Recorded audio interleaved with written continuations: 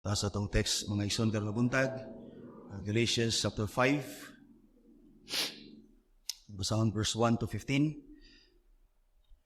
Muli ang pulong sa Ginoo alang kanato karon mga igsoon buntag. Let us read the word of God. For freedom Christ has set us free. Stand firm therefore, and do not submit again to a yoke of slavery.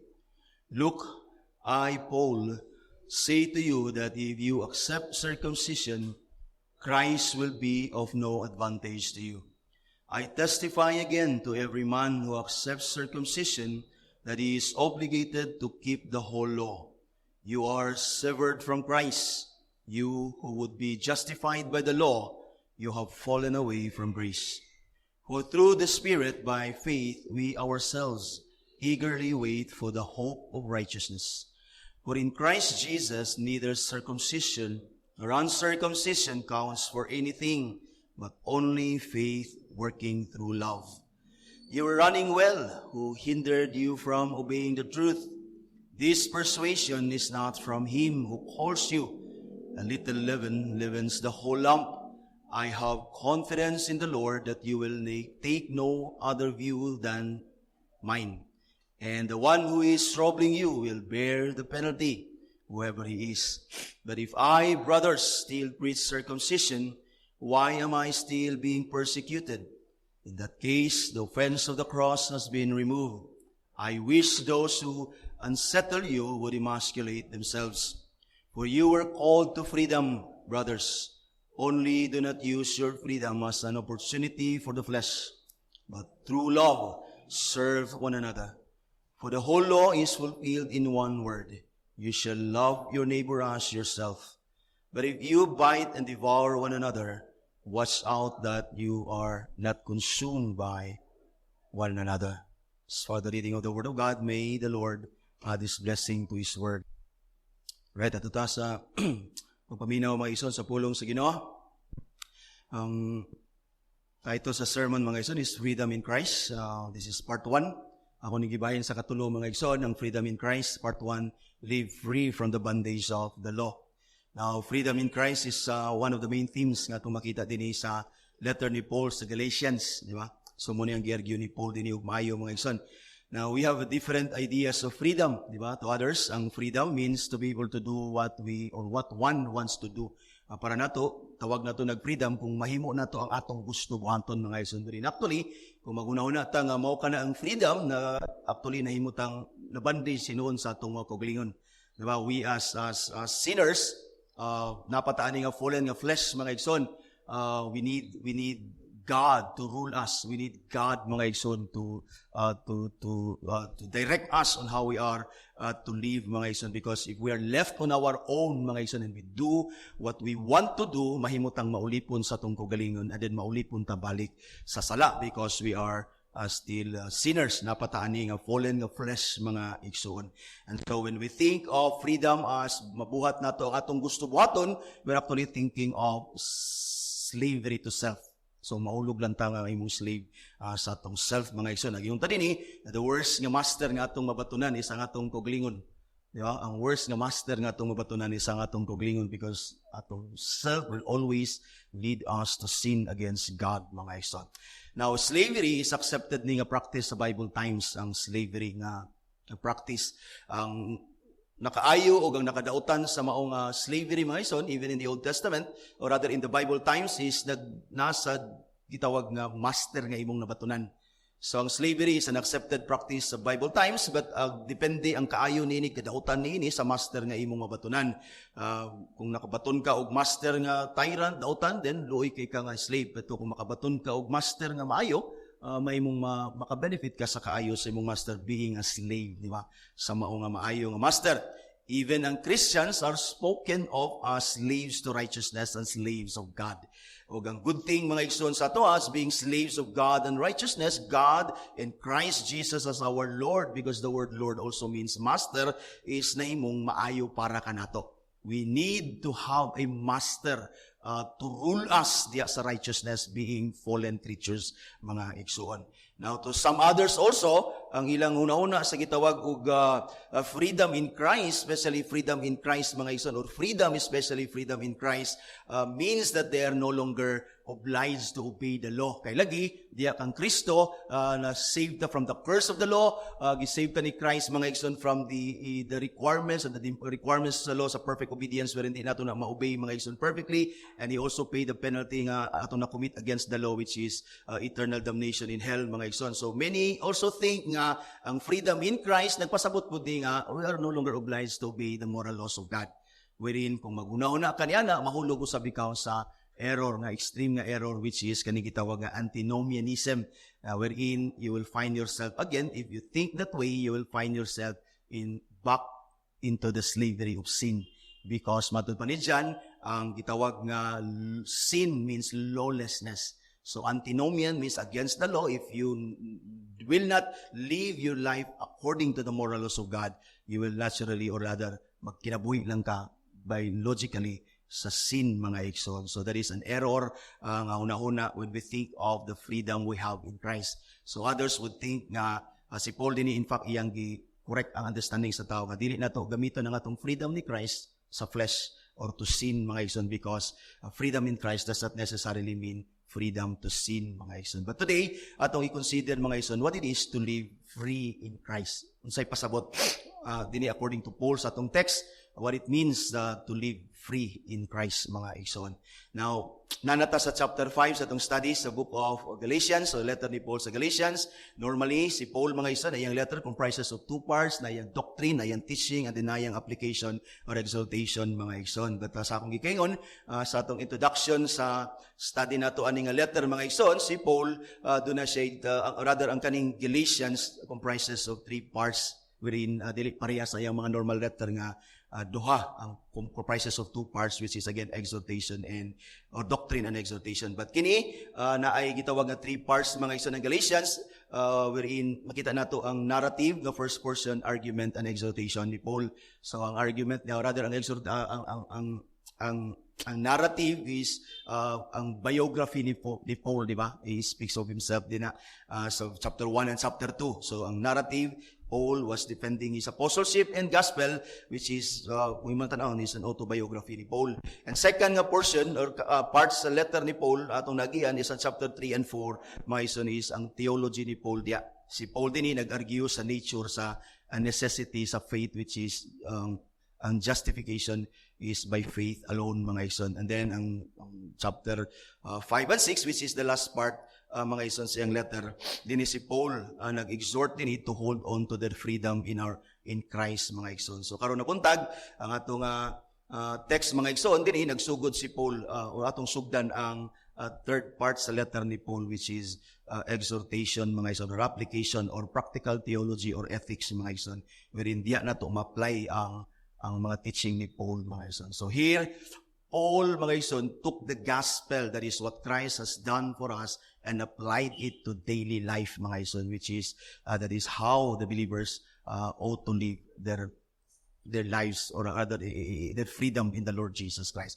So, dini ang gospel din ay, mga igsoon, gikuha ni Paul, iyahaning i-apply sa kinabuhi sa mga tao, mga igsoon. So, what Christ has done, muni ang atong buhaton. So, in other words, mura ni siya, muni siya tanahon, muni siya indicative, and then, muni ang imperative. Ang imperative, ang commands, how we ought to live our lives, nabase ni sa unsay gibuhat ni Christ sa tuwa, mga igsoon. That's din si Paul begins his exhortation to live free in Christ with the indicative statement ni Paul sa verse 1, for freedom Christ has set us free. That is an indicative, mga igsoon, nga statement, for freedom Christ has set us free. In other words, the reason why we live free in Christ as His people is because of what Christ has done for us.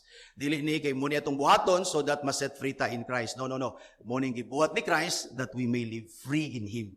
So our living in freedom in Christ is simply the result of what Christ has done for us, mga igsoon.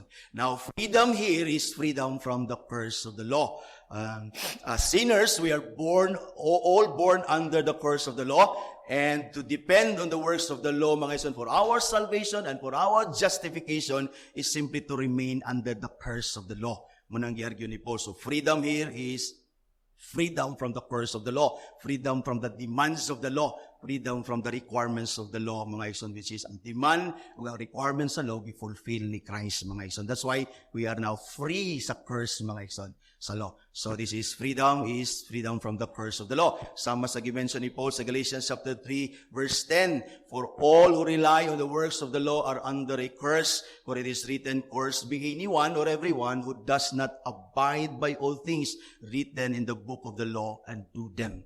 And then in Galatians 3, mga igsoon, the same chapter and verse 13, ingon si Paul, Christ redeemed us from the curse of the law by becoming curse for us. Asa, for it is written, curses everyone who hung on the tree. So Christ dying for us on the cross has redeemed us from the curse of the law, mga igsoon. So this is the truth nga gibuhat ni Christ ato. And based on this truth, and based on what Christ has done, this is how we ought to live as Christians. We ought to live in freedom. Diya ang Ginoong Jesucristo, mga igsoon. Those who are in Christ are set free from the works, the bondage and the curse of the law, the requirements of the law and the demands of the law, mga igsoon, which is ang iyang demand is we must satisfy the divine justice of God, which is eternal death in hell, mga igsoon. Si Christ, yan ang gisatisfy, mga igsoon. Therefore, those who are in Christ are indeed free from the curse of the law, mga igsoon. And by faith in the Lord Jesus Christ, those who are in faith in Christ are now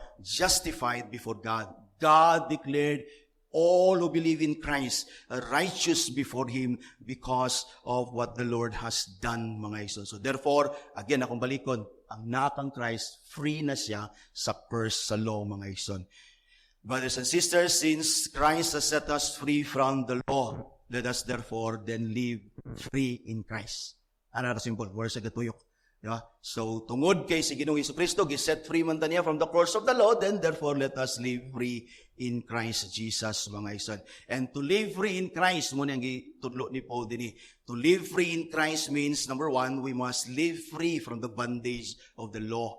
And second, to live free in Christ, we must live free in obedience to the truth. That is the truth of the gospel. And then thirdly, mga igsoon, to live free in Christ, we must live free to serve one another in love.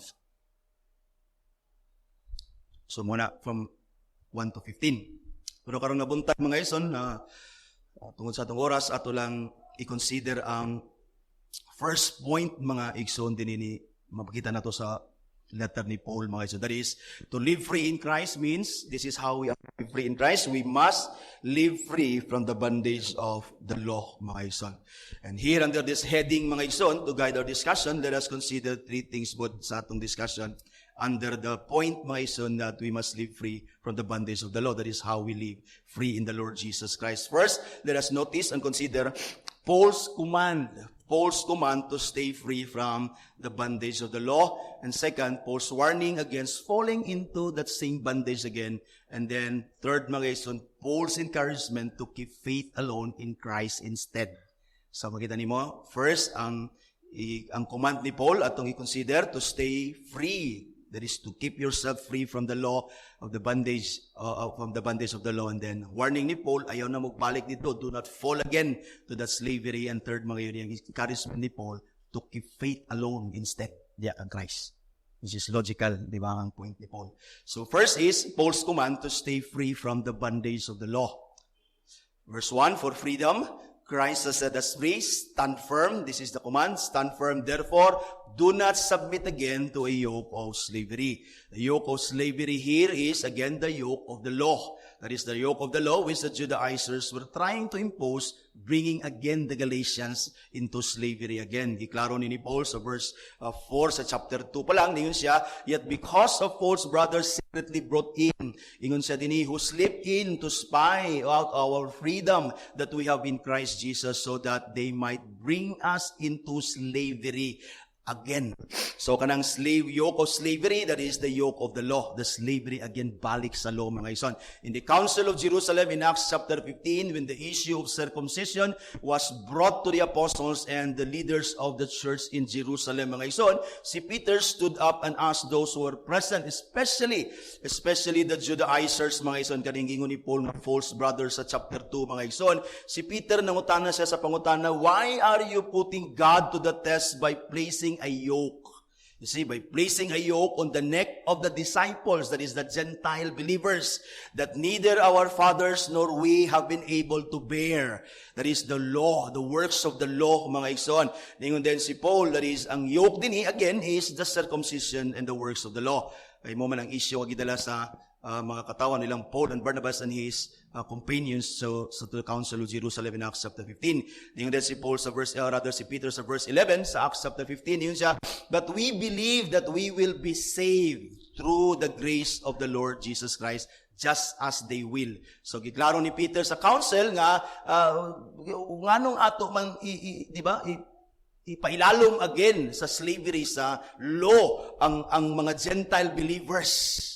Nga kita gani nga mga Hudiyo, nga ata ganing mga ginikanan nga naguna sa toa, were not able even to bear the burdens of the law, the requirements of the law, mga igsoon. Of course, the image here in Acts and in our text is taken sa kanang oxen nga gitawag bitaw nga put under a yoke, which ang oxen dili siya ka-release or ka-disengage ay ang kaugalingon na therefore as a picture of being enslaved diya sa yugo. Kanang yugo bitaw nga ibutang sa bata, dili sila mapuwas diya mga ison, and therefore nara sila diya. So here the yoke of slavery is the yoke of the law, the slavery sa law, that is the righteousness or justification or salvation by works of the law, mga ison. Ningon si Peter din nga even ang atong fathers nor we who are Jews under the law were not able to fulfill the requirements of the law. Nanong ato mang ipailalom ang mga hintil niini at kita gani dili ganita ka-obey niini, mga ison. So walay gitawag nga wala gyud naa kanila, even their forefathers were not able to fulfill the requirements of the law para nga mahimong maluwas sila because dili mo na mo'y design lagi sa Ginoo, mga ison.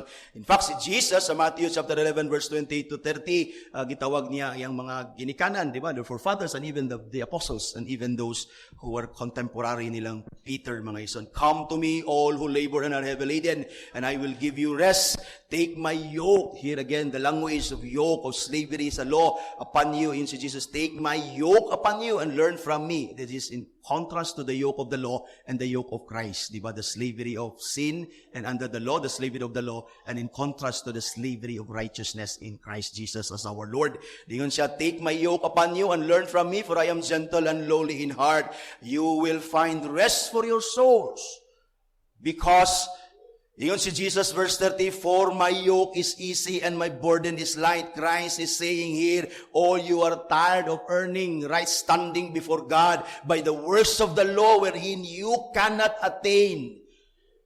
Right standing before God by your own works of the law. Ningon si Jesus, come to me. Kanang ingon ni Jesus, for my yoke is easy and my burden is light, is like Christ saying, salvation by faith in me alone. The only thing that you'll be able to have a right standing with God is simply by trusting in me. That is, my yoke is easy and my burden is light. Rather than you struggling and striving to obey the law perfectly, wherein you cannot succeed in doing that, because the reason why si Christ niya din because ang Dios nasayod siya nga dili nato na mahimo. None of us can obey the laws perfectly in and of ourselves, mga igsoon. Si Peter, again, iyaning gisulti, nganong ato man sila ipailalom sa inani, sa buhat sa balaod, para sa ilang kaluwasan o ilang justification, wherein kita gani mismo, dili ta maluwas pinagiana. And then si Jesus nag-invite, and then si Peter nagingon siya, masave sila through the grace of our Lord Jesus Christ. In other words, their salvation, sama sa tua, is by grace through faith in Christ alone, not by the works of the law. You see? And then, mga son, din si Paul is saying to the Galatians and to us today, because Christ has already set us from the curse of the law, from his bondage and from its requirements and its penalty, then stand firm, meaning, remain in that freedom in Christ that has given you. And do not submit again, and do not be slaved again by the works of the law, mga igsoon. For to return to the law as means of one's salvation and one's justification is to return to a slavery o rather to a yoke of slavery, mga igsoon. So siguro dili gid sa tuwa ang kanibitang pareha sa ilang circumcision, di ba? Ang ilang issue dito dili siguro ang circumcision sa ato is kanang atong una-una anything that we add to our salvation. Anything that we think that we do to somehow merit salvation or to somehow maable ta to keep our salvation is mao ni ang principle na gitudlo ni Paul dinhi, mga igsoon. So as mga igsoon, obeying the law is simply kanang ang law magud ni obedience to the law is works of the law. So works of righteousness o nahimong work-based nga salvation. So ginabalik-balik na dinhi ni Paul o ginabalik-balik na nato dinhi because somehow mahulog yapon ta aning understanding, mga igsoon, nga ang atong salvation is, yes, by faith in the Lord Jesus Christ, but as we continue to live our Christian life daily in obedience to the Word of God, but somehow, maguna-una ta nga nahimong na-please nato ang Ginoo, na-keep nato ang salvation by doing the things that God has called us to do or by obeying the laws or by obeying the Word of God. So, sayop na siyang understanding, mga igsoon. The Catechism sa Roman Catholic, mga igsoon, Church, sa ilang second edition, sa ilang paragraph, chapter 20, verse 68, the Council of Trent teaches that the 10 Commandments are obligatory for Christians, which is true. They say the 10 Commandments, matod pa sa Council of Trent, the 10 Commandments, the moral laws of God, are obligatory for Christians. And that sakto na dia, and that the justified man is still bound to keep it. To keep it. Wala ilang expound, but sa ato, yes, you are bound and obliged to keep the moral laws of 10 Commandments. But again, this is not as a means of salvation and justification, but it is a rule of life. Inanato. Second, ang Vatican Council confirms the same catechism nila na yung dinhi, the bishops, successors of the apostles, received from the Lord the mission of teaching all people and of preaching the gospel to every creature. Yun sa dinhi, so that all men may attain salvation through faith. Ba't ilang gisumpayan? All men. This is muna ang ilang council sa Vatican Council. Ang tanan nilang bishop, tanan nilang pari, ilang iwali ang gospel so that all men may attain salvation through faith, baptism, and the observance of the 10 Commandments. So nahimong nadugang nila ang baptism as a work and obeying the 10 Commandments as the works of the law, which is muy against si Paul, mga igsoon. So sa ito, pwede kaya po na mahulog ta diha. Because mo man yung teaching sa Roman Catholic. And kita po din remind man po always the 10 Commandments. That's why when we read the 10 Commandments, I always remind you that this is not the means of our salvation and justification before God. This is a means, rather a rule of righteousness wherein we as believers in the Lord Jesus Christ ought to live. We are obliged to live, to obey the 10 Commandments as again, a rule of life. Dili siya as a merit of our salvation, mga igsoon. So the law is good, the law is holy, that we must obey as rule of righteousness, but not as means of righteousness, for we are justified by faith alone, in Christ alone, mga igsoon. So we are all born under the curse of the law. We are all bondage in the salvation by works. Sa una, inanagya po na itong una-una sa una. I hope wala na din nga una-una, nga manimba ta, magmatinudanon ta, magbasa ta Bible, mag-study ta, magwali ta, buhaton ta ring tanan, aron dili ta maimperno. Hopefully, wala na sa inyong una-una, mga igsoon. Because mahulog ka again sa works sa law. Mahulog ka again sa merit, salvation, kind of salvation, mga igsoon. So we're born under the law. Inana atong mindset kaniadto, mga igsoon. We're trying to merit salvation and to please God by our obedience and trying to keep our salvation by as much as possible, trying to be faithful to the Lord sa tanan niya nga call sa atong kinabuhi, mga igsoon. And by that understanding, again, nahulog ka sa gitawag nga salvation by works, mga igsoon. So, ikanata diha, now that we are in Christ and have known the gospel clearly that this is the gospel. In fact, ang catechism sa Roman Catholic, nag-contradict sila din to preach the gospel to every creature that all men may attain salvation by faith. Pagdugang nila sa works, it is no longer gospel. So, makita nimo dini when we add works, when we add law back again ako ning gibalik because we always, na ang 10 Commandments pagyapon sa tuwa. In fact, we always remind ourselves sa 10 Commandments. But again, obey the 10 Commandments not as a merit or a means of your salvation and justification before God, but as a rule of righteousness. So ako mong gi-remind na para dili ta mahulog again dinhi because mao na ang command ni Paul dinhi mga igsoon sa ato to stay free from the bondage of the law. Again, careful tani kay naagi po ng 10 commandments sa ato.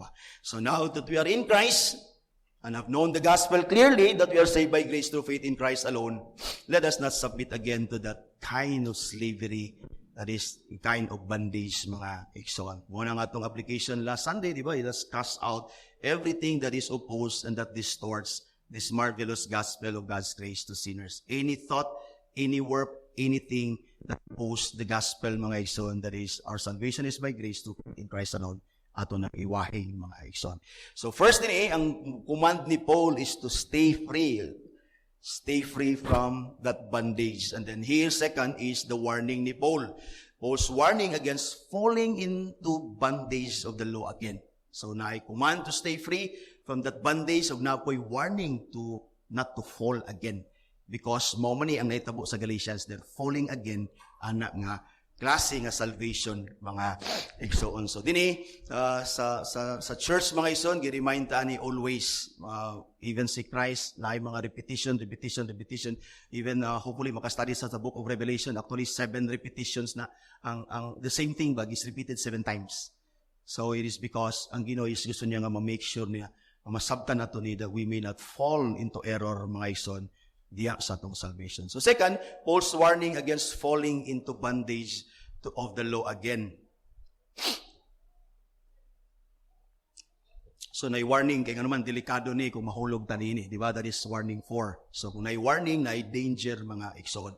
So dinhi Paul gives warning to those who accept false teaching. Nagwarn siya to those who will accept the false teachings of the Judaizers nga mubalik sila sa circumcision and the law of Moses. Today, sa akong nagkikaingon, sa ato ini is dili man issue ang circumcision sa ato because actually in and of itself circumcision is not wrong. We need to magpa-circumcise, but when we think of circumcision as now the merit of part sa atong salvation is diya na ta masayop. So karon dili man na issue sa atong salvation.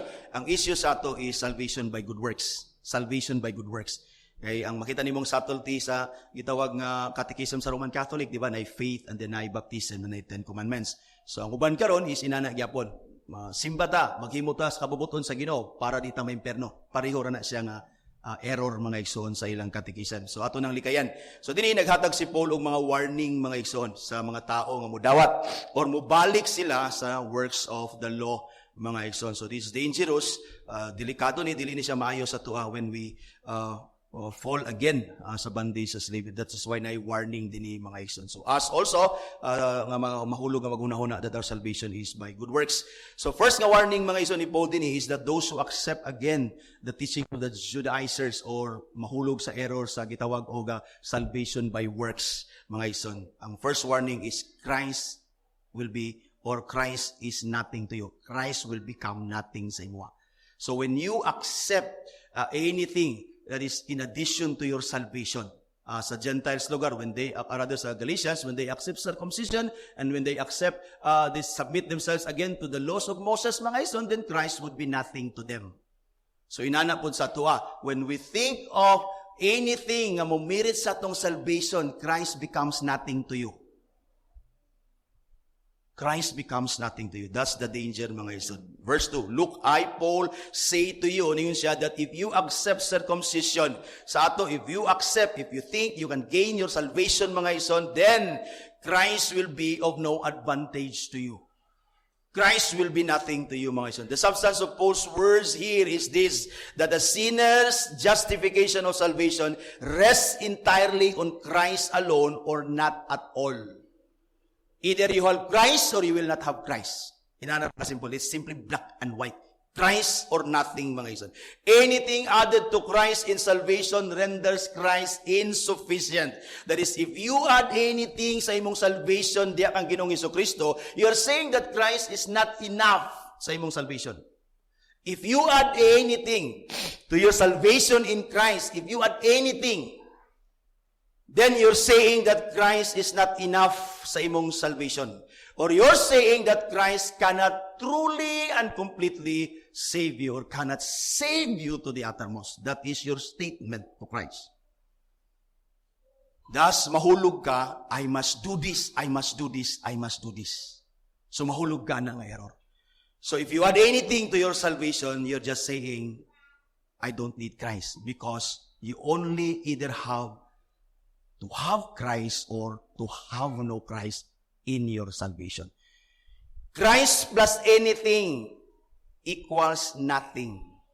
Christ plus anything nga imong hidugang, that is tantamount to nothing. There is no salvation in that kind of equation sa salvation. On the other hand, Christ plus nothing is equal to complete, perfect, eternal salvation sa tao.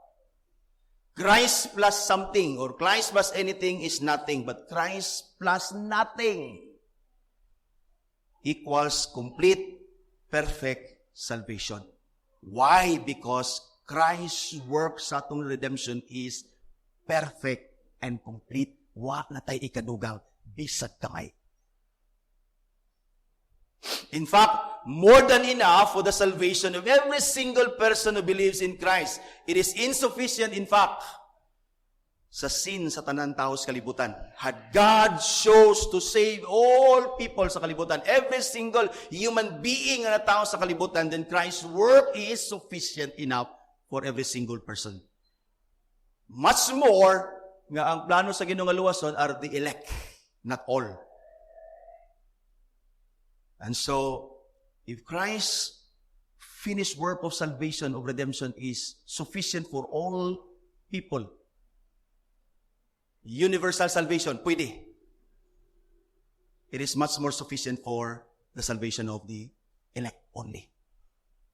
So if it is sufficient sa tanan, what makes you think nga natay ikadugang sa imong salvation? So, likayan na to na nga error ng understanding mga iso. Because ako nang gibalik-balik din oh, you may not practice it, but kung nana siya sa imong thoughts and understanding, you're offensive. Your thought is offensive to God. Your thought is displeasing to God because that means wala ka kasabot sa gospel mga iso. You see? You cannot add or improve your salvation in Christ. Si John Calvin Rice says, whoever wants half of Christ loses the whole price. You cannot have half of Christ. Salvation is Christ or nothing. Either you have the whole Christ or you have no Christ at all. Si Jesus, wala siya ni anhi para tabangan taniya nga maluwas. Wala siya ni anhi to provide a way. He is the way. He's not here to help us. He's here. He came to save us from our sin. Because ang Ginoo nasayon siya we're dead in our sin. There is nothing we can do in and of ourselves to save ourselves. Not even to position ourselves to receive salvation. Even our coming to hear the gospel and to sit at the feet of Christ many times until we hear the effectual calling of God. It is God's work sa tuwa. Mercy na sa Ginoo sa tuwa. Remember the times that you're able to come under the preaching of the gospel. Remember those many times. It's not your work. It's the gracious work of God. It is His providence. Leading you, even drawing you powerfully and graciously to sit under the feet of Christ that you may hear the calling of the Spirit and have granted you life and faith in Christ Jesus. You see, balik sa imong asa ka, nagsugod sa imong kaluwasan. Especially kung mag-una ka that you were once dead. So kung magsugod ka sa truth nga we were once dead. And now you're alive. Now you're saved. Now you're enjoying the salvation that is in Christ. Di gid mo sangtop sa imong una-una nga na kay participation visa gamay because nagsugod ka nga walay participation sa imong salvation, imong regeneration, and what makes you think you'll be able to keep your salvation by your participation and doing anything for your salvation. Wala. Why? Because there is a danger in that kind of thought. Christ would be nothing to you kung muna imuna. On the other hand, if you think that your salvation is in Christ alone, Christ is everything to you. Christ does not need us. We need Him. Dili para sa Ginoo ni Kristo voloton sa nga simbahan. Gariyon siya, ikinahanglan tas Ginoo. Hagas na giginahanglan sa Ginoo. Iyon siya, kung dili lang ta natutugtan ang Ginoo nga ato siyang ipakita sa nasa tong heart, di siya kapaloon sa nasa tong heart.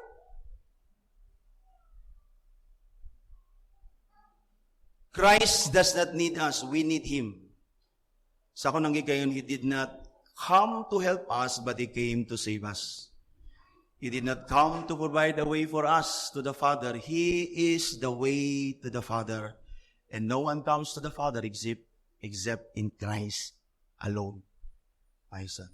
The question is, do you truly and fully trust Christ for your salvation? That's the question sa imo, no? Sa imo. Kasi di nato ni bali-balihon na question. Sometimes, gakailad ta sa itong pagalingon nga thoughts. Do you truly and fully trust Christ for your salvation? Do you truly rest in Him? Or do you truly find rest in Christ? That when you think of hell, wherein you are worthy of, and then you think of Christ, do you have peace? Do you have joy? Do you have freedom from condemnation sa imong sin because you trust Christ? Or there is something sa imong mind nga, I must do this, I must do that I may have freedom truly sa condemnation sa Ginoo. You're wrong. Nakahulog ka sa error again. And you're saying that Christ is nothing to you. Second warning ni Paul din to those who accept false teachings of the Judaizers, or those sa tuwa din to try to earn salvation and to keep salvation by works, because Christ is nothing to you. Kung muna may tabo sa imo, Christ will be nothing to you. Then second is, ang warning ni Paul, they become hopeless in themselves. Kung wala si Christ sa imo, you're on your own. And when you are on your own, you will be helpless and hopeless in and of yourself. Makita nimo unsa si Christ sa tuwa, minus Christ, we're nothing. So if you add anything to your salvation, you're on your own. Because Christ means nothing to you. Those people nga nailang hunahuna ani, they are left on their own. Verse 3, ningon si Paul, I testify again to every man who accepts circumcision and who thinks that he can earn and merit his salvation and justification before God, that he is obligated to keep the whole law. Although circumcision is a sign and seal of God's covenant given to Abraham, but this later became part of the Mosaic law. That is, the Jewish male infants were circumcised on the 8th day according to the law of Moses. Mabasa niyo na sa Leviticus chapter 12 verse 3. Nahimo na ni siyang part sa law. That's why when they speak of circumcision, they actually speak of works of the law. Di ba nating alam mo, wala gihatag ba ning circumcision kang wala pa may law ani gihatag? Yes, wala pa may law. But pag-abot kang Moses, kaning sign and seal sa covenant nahimong part sa law. That's why kani sila din si Peter, ang council, ang Gentile believers, nahimong issue ang circumcision as part of the works of the law. Kaya lagi ang circumcision nahimo siyang part sa law. That's why si Jesus, we believe, as one who submits himself to the laws of Moses, nagbabaptize siya, and then makita po nato nga certainly, although wala ma-record sa gospel, but certainly 100% si Christ was circumcised on the 8th day.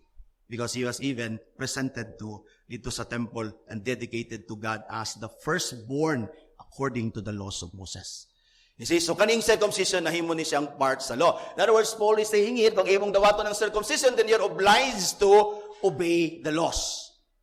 All of the requirements of the laws. The great English biblical scholar J.B. Lightfoot explained it like this. Ingon siya, circumcision is the seal of the law. He who willingly and deliberately undergoes circumcision enters upon a compact to fulfill the law. To fulfill it, therefore, he is bound, ningon siya. And he cannot plead the grace of Christ, for he has entered on another mode of justification. Pareho ra ni sa gingon dito nga, kung musalig ka anything than Christ, Christ is nothing to you. You're on your own. And you cannot plead the grace of God because ni-enter man ka sa other means of salvation by works. And this is the warning ni Paul. Kung imo ning buhaton, if you think that you can earn your salvation, hala, keep it. You're on your own. Like, kung mayroon ka nga, maluwas kag magbabilin ka sa kaluwas, pinagi sa imong pagsimba. Hala, simba perme, ayaw absent. I-fulfill perfectly ang 52 Sundays. Karon pa lang daan, failure na ta. Puros. Pipila ra sa ato dinhi nga naa dinhi, until karon wa gid ka absent bisag kaisa. Pero still taas pa kayo ang tuig. So if you think na naluwas ka pinagi sa imong pagsimba, then you're on your own, buhatan na perfectly. But even ganyan ng 52 Sundays, maglisod ganito, how much more the whole law? Di na ito na mahimo, mga ison. Romans chapter 2, verse 25, for circumcision indeed is of value if you obey the law. But if you break the law, your circumcision, matod ba ni Paul, becomes nothing. To us, again, circumcision is anything to earn salvation, mga ison. And so, kung na kay way of earning salvation, you obey na perfectly. But I guarantee you, you will not and you cannot obey that perfectly. Mayroon ka nga ang good works. May makaluwas sa imo, i-maintain ang imong good works 100%. Dili mo na mahimo. Because we're bad people. Nagin ay bad atong mahimo. And so diya palang daan, we fail and we lose our salvation. If you think your salvation is that way. Obligated to keep the whole law implies hopelessness. Kanang statement diya nga, you're obligated to keep the whole law. If you subject yourself, if you accept circumcision, if you stick to your thought and understanding that you can earn your salvation, then you are bound to keep it, bound to fulfill the whole law, obligated to keep the whole law. And that means you are hopeless in a situation. You are hopeless, because no man except Christ can keep the law perfectly. Much more satisfy the demands of justice of every sin that man has committed. Only Christ can fulfill the law perfectly and can pay the penalty sa atong sin. Siya man ang eternal God. He is the only perfect human being and God at the same time. Therefore, only Christ can keep the law perfectly and can pay and satisfy the divine justice ultimately. Without Christ, this is the point of Paul, you're obligated to keep the law, meaning without Christ, you'll be on your own. You will have no representative to save you from the requirements of the law, which is perfect obedience. Christ as the representative of His people obey the law perfectly on their behalf. He is our representative. Sama nga ni fault sa sin kang Adam, bisag wala ta nakasin si Adam ra, he was our representative. That's why natao ta with that guilt, mga ison. And so si Christ, if you are on your own, wa kay representative to represent you. Failure na kadaan. Second, you will have no substitute. That is, no one will take your place in God's tribunal. You will be obliged to satisfy God's demands of justice for all your sins in eternity, in hell. Ano mo yun sila nga, gawas nga nga tong sin is against the holy, infinite God. That's why ang atong punishment sa sin nato is eternal because our sin is against the infinite, eternal God.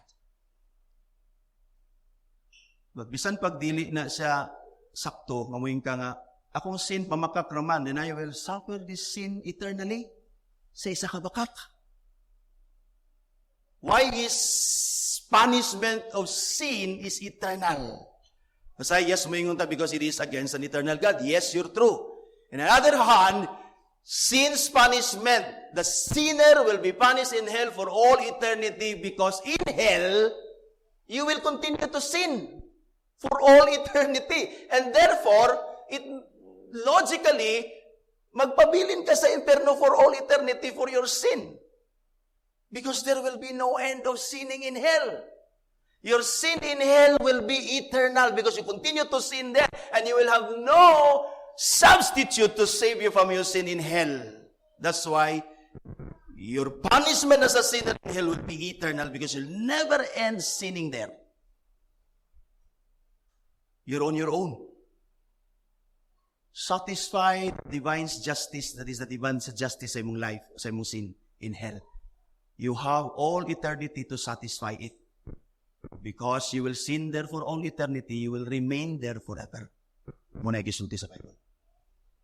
So you see, kung magpabilin ka na nauna that you're saved by your own works, you're on your own. You're on your own. There are times and circumstances sa atong life na gusto ta to be on our own. But I'm certain that you don't wanna be on your own when it comes to your salvation. Dagan panahon sa itong kinabuhi nga, ay kung saan ka, gusto ko maginusara, gusto ko ako rin maghimo ani, ay kong tabangi. But I'm certain that when it comes to your salvation, you don't want to be on your own. You need Christ. You cannot save yourself, and none of us can. When it comes to saving ourselves from our sin and from the wrath of God, all of us are helpless, hopeless on our own. Huna-hunaan na iksoon. Thus, if you're here thinking that you have other options than Christ, you're wrong. Because why would God send His Son, only begotten Son, kung kabalo ang Ginoo na pa kay option lain? Think of it. Third is Paul's warning. Ang Paul's warning ni Paul, ang third na warning ni Paul. First is, Christ will be nothing to you, you will be on your own. And thirdly, mga ison, you will lose access to God's grace.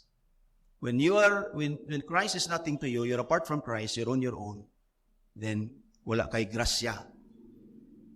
Because apart from God's grace, there is no salvation from our sin and from the wrath of God. Christ is God's greatest, marvelous grace sa sinner. Apart from Christ, walay grasya, mga igsoon. There may be common grace for all people, sinners, righteous, and unrighteous alike. But when it comes to saving grace, Christ alone is the saving grace of God to sinners. Now think of yourself that you're on your own. Walay grasya diya. Ug walay grasya, way kaluwasan kay ang kaluwasan, grasya ra na sa Dios sa mga sinners, mga igsoon. It's not by works. It's not by works. Salvation by grace means God, through His Son, Jesus Christ, completely saves sinners from their sin. And to call salvation by grace alone is to say salvation is entirely and totally the work of the triune God. No participation whatsoever from us and from sinners. When you say salvation is by grace alone, it means salvation is God's work alone. No participation on our part. Verse 4, ningon si Paul, you're severed from Christ.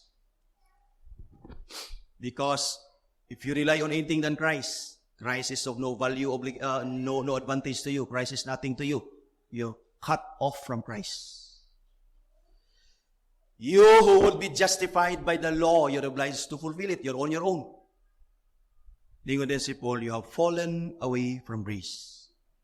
You have fallen away from grace. Na I know, kung sa'y kasulod sa imong hunahuna, Pastor, abi ba na ako og natay eternal security? Abi ba na ako og walay mo fall away from grace?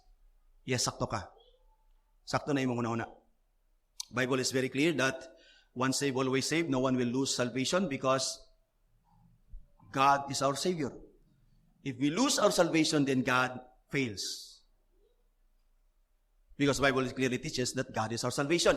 And therefore, if God is our Savior, then dili gid mawala sa atong salvation. We will never lose our salvation. Because He is our Savior, He will never fail.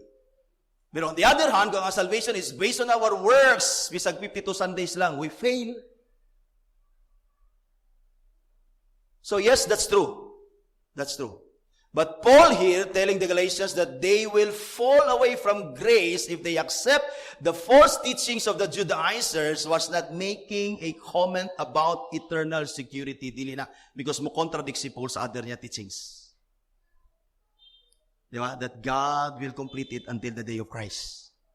Mo contradict siya. He was not making a comment about eternal security. What Paul meant here is that it is possible for someone to leave the community of God's grace, that is the church. It is possible for someone na muhawa siya sa church and paghawa niya sa church because his salvation is different from the gospel that is preached sa church, then he would be kept away and cut off from the grace of God. Ano ba? Anyone who rejects the only way of salvation that in Christ alone has no business belonging to the church any longer and are outside the realm of grace. Christ is God's marvelous grace to sinners. The church is the body of Christ. No wonder God's grace of salvation and means of salvation is a privilege of the invisible or other visible church. In the Galatian church, mga igsoon, if you teach other than what Paul teaches, and if you preach other than the gospel that Paul preaches or teaches, then you're now part of the church of Christ. And therefore, if you are part of the Galatian church and you would follow the false teachings of the Judaizers, samara nga nigawas ka sa Galatian church.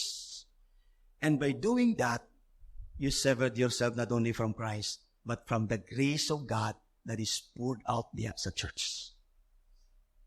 Pabita nagiklaro sa atong mga divine sa atong studies sa question and answer sa Westminster Larger Catechism, question and answer 63. What are the privileges, special privileges of the visible church? Usa dito, ang privilege sa gihatag dito is functions, ang church din functions as the ordinary means by which people are saved. Sa lain na version sa Catechism, ang church, ang visible church is God's means. Nadya ang means sa Ginoo for salvation sa sinners. Why? Naman diya ang gospel ma-preach. Another privilege, like you mentioned ito, God extends God's, or rather, in the visible church, the privilege na gihatag sa Ginoo diya, God extends His grace through Christ to all the members in the ministry of the gospel. That is, munang gitawag sa reform nga, ang ministry sa gospel, the preaching of the gospel is God's primary means of grace to His people. And it's God's primary means. The preaching of the gospel is God's primary means of calling effectually sinners to Christ. And then the sacrament is secondary. But it is still the means of God's grace. That every believer who partakes of sacrament will be reminded and assured of his eternal salvation in Christ. And the sinners also, when they hear the preaching of the gospel din mga iso, as a means of grace and salvation sa Ginoo, he will be assured that when he comes to Christ, he will never be rejected by God. Asa nagakaitabo? Although, guban, gadado nila na sa merkado is, muna, magsinggita ka dito sa merkado, magsinggita ka dito, maligya ka kisda, mahalinan pa ka. Rather than giving what is sacred to the pigs and pearls to the dogs.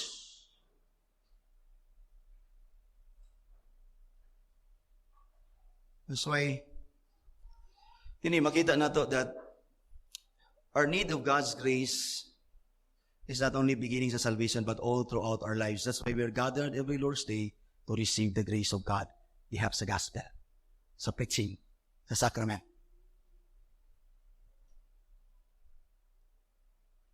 Munang, until I will convince you of inviting your unbelieving family and your friends, you're keeping them away from the gospel of God's grace. You yourself are cutting them off from the grace of God. Ay, mas layo o ato silang inviteon. Na kung di sila mo ani, at least dili na ta manubag. Ay, mas mayo magampo ta sa ila, o ato silang darihon, ato silang kumpinsiron. by telling them of the need of Christ and of the gospel. Okay nang imong i-preach sa ila, but situit nga madala nimo sila sa simbahan. Because kung na may grasya sa imong personal nga preaching sa word sa ila, much more here. Ano din yung promise? Kaysa kung nagkikaingon, kung di na nimo madala sa simbahan, imposible na nimo madala sa langit. True. Kung itong ko nakita ng mga tao na luwas tungod kay invite sila sa simbahan, until now, they're here. Asa mo ko nadala sa Pentecostalism? Because somebody invited me. Sa cult. So if you don't bother inviting them, you're cutting them off from the grace of God. And you're guilty of cutting them off from the grace of God. Ako, help me pray. Akong busing ako sa kadugayon na nag-support siya sa ato for many years, 12 years.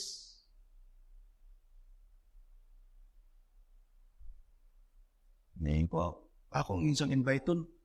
Ano ni siya sa dili, ako isang invite-on. Yan na siya. Hopefully one day, she will come. They will come. Ang mga anak ako sila invite ay, madala nila din sa simbahan, mag-practice mo, invite sila sa simbahan.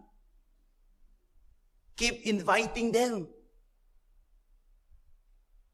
Because sa wala pa sila nakaangkon sa grace, they're falling away from grace because of you.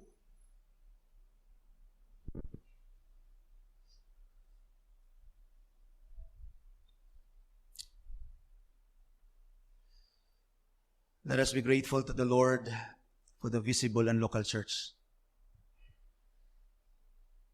And so let us not neglect meeting together as some are in the habit of doing, but encouraging one another, and all the more as we see the day approaching. I hope you'll never only think of your own salvation, but think of others. Invite them na may unbelievers sa imong balay. I'm certain. Huwag siya. Kaning kamuti ngayon mo sila makonvince. Ask the Lord to be gracious to them that they would come. And you yourself do not absent from the meeting of God's people, because every time we meet, we're encouraging one another. Every time we meet, we receive God's grace that will sustain us to the end, mga son. Live free from the bondage of the law. First, stay away, or rather, stay free from the bondage of the law. Keep yourself away from that. And heed the warning to never fall again on understanding. Because you'll be severed from Christ. Christ would be nothing sa imo. You will be on your own. There will be no grace in life. You'll never be saved in and of yourself. Finally, let us consider Paul's encouragement din. Primero, nag-command si Paul to stay free from the bondage. Second, nag-warning siya, dili ta mo fall again ana nga error. And then nag-encourage siya to keep faith alone in Christ instead. Instead of incorporating, adding something to your faith, keep faith alone instead. Nakuha mo? Keep alone instead. Kaya nakasimple ang kalawasan. Just keep your faith in Christ, mga ison. Verse 5, for through the Spirit by faith. That is, to the Spirit, it is because faith is the work of the Spirit sa tuwa. By faith, that is by faith alone in Christ, instead of by works of the law. Ningon si Paul, for through the Spirit by faith, we ourselves eagerly wait for the hope of righteousness. Verse 6, for in Christ Jesus neither circumcision nor uncircumcision counts for anything, but only faith working through love. By faith, we ourselves eagerly wait for the hope of righteousness. Although Christians are already possess that imputed righteousness of Christ, but they still wait for the completed, perfected righteousness that is yet to come when the Lord Jesus Christ comes again. That is why natay already not yet sa atong salvation. We are saved, being saved, and will be saved. We are justified, and then we will be completed, or rather that justification will be completed, perfected at the coming of the Lord Jesus Christ. Even ang atong sanctification, we are positionally, perfectly set apart for Christ. And no way to be separated from Him. Kaya nakonect man ta ni Christ forever. But still, nagyapoy progressive sanctification. And even that progressive sanctification will end up in perfect sanctification pagbalik ni Christ. So din si Paul din mga igsoon is, na yun siya, notice the phrase din eagerly wait means expect. Or look forward to that perfected and completed righteousness that is ours, thus we hope for it. We wait eagerly for it. Tanawa. Paul is not saying that you work for it. Paul is not saying that you work to attain that righteousness that you hope for. He just simply say, we eagerly wait. Why? Because this righteousness is by faith, not by works. Kung naningon si Paul, ay naghulog dito, ay nagpaka-slave dito, ayaw nagbalik dito. Keep faith alone in Christ instead. Because our righteousness, our salvation is not our works. What is important sa atong salvation and justification is our faith. Thus, we wait for Christ. And we don't work to attain that righteousness that only Christ, we only wait, and will we come, and when Christ comes, we only receive that ultimate righteousness and that salvation that is in Christ, mga igsoon. So what Paul is saying, that instead of striving to attain or to complete your right standing before God by your own works, by circumcision, and by obeying the laws of Moses, let us instead give faith alone in Christ. That is argument. Simple. Let us instead keep our faith alone in Christ. For such righteousness is ours already, not by works, but by faith. So Paul is saying, why would you strive? Just wait. Just wait. Instead of faith plus works, let us have faith alone. That is, the faith that is from the Spirit of God. Because true saving faith is the work of the Spirit in us. True saving faith is the work of the Spirit in us. Dili na nabase sa itong gagaling o pagpanikamot even to keep believing in Christ. Verse 6, for in Christ Jesus neither circumcision nor uncircumcision counts for anything, but only faith working through love. Faith working through love means faith that works. Genuine faith. True saving faith that is wrought by the Spirit of God in us, whom He made alive in Christ.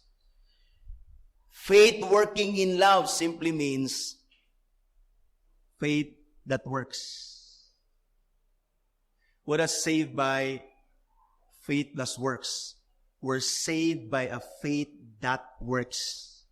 Because a true saving faith naging sa fruits of righteousness. Pero yun si Paul sa Galatians 5:22 later on, yun siya, the fruit of the Spirit is love, joy, peace, so on and so forth. Later on, ato makita na how we are to serve one another in love. Because otherwise, we serve one another in hypocrisy. Kung walay love.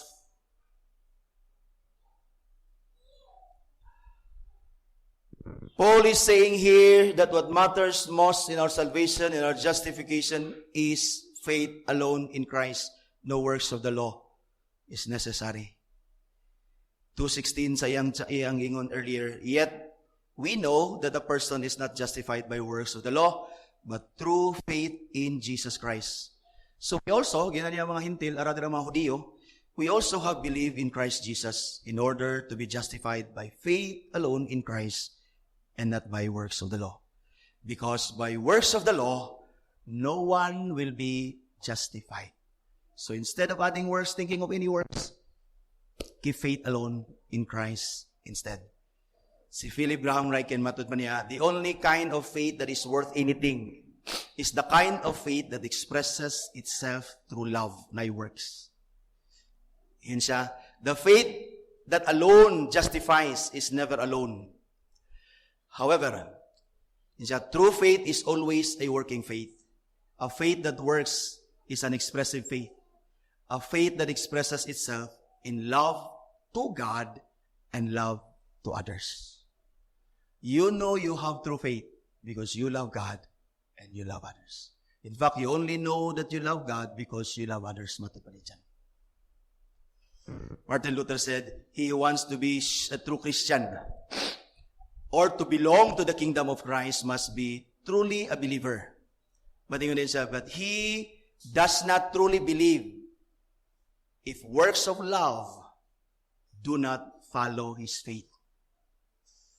If you want to be part of Christ and belong to the kingdom of Christ, you must truly believe. But you cannot truly believe unless your faith has works. The first evidence is your love for God and your love for the people of God. Love is the outworking of genuine faith, which of course is the work of the Spirit in us, as we will later see sa gingon ni Paul din chapter 5, chapter 6. The question is, do you have true faith in Christ? How sure are you if you have the true saving faith in Christ? Kumusta yung pagtuo ni Christ? Imo ba nang siguro kung tinuod ba na siya nga pagtuo, asa ni mo na nakuha? Because true saving faith comes from hearing and hearing the words of Christ. And true saving faith, the evidence of true saving faith is your acts of righteousness. Kumusta man ka? Ayan ang pangutan na. Do you love God above all? And do you love your neighbor above yourself? Brothers and sisters, since Christ has set us free from the law, let us then live free of the bondage of the law. By taking heed of the apostles' first command to stay free from the bondage of the law, and second, by taking heed sa warning ni Paul of not falling again ang nga error of thinking that we are saved by works. And then, keep his encouragement sa imong kaugalingon. Encourage yourself every day to keep faith alone in Christ. For freedom, Christ has set us free. Stand firm, therefore, brothers and sisters, and do not submit again to a yoke of slavery. That's the gospel. You're saved by grace through faith in Christ alone, minus all kinds and thoughts and deeds of work.